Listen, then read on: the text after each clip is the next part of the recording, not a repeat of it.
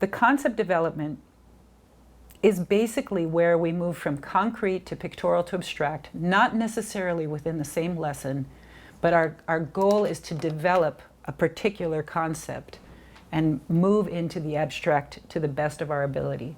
So that lesson that's the meat of the curriculum. That's taking the Common Core standards and saying, okay, how are we going to deliver this to students?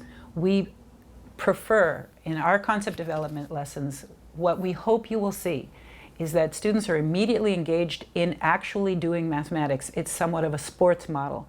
Rather than the teacher saying, boys and girls, today we are going to study multiplication as equal groups, as I used to do.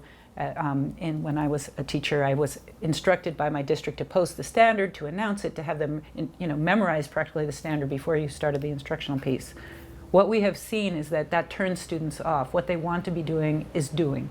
So we want to give them something meaningful to do right from the beginning of the lesson and pull them into the experience, which then in the debrief we look back on and analyze.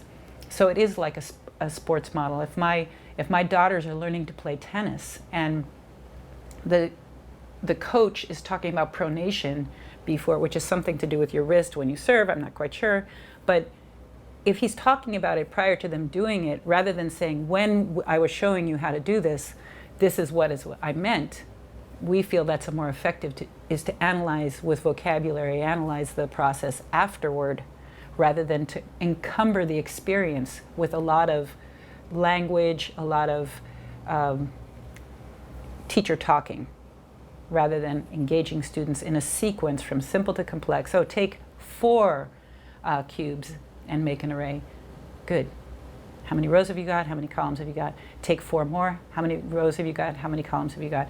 Take 6 more. And so that way they're bumping up the numbers they're working with, they're bumping up the complexity of the tasks they're working through the concept development lesson.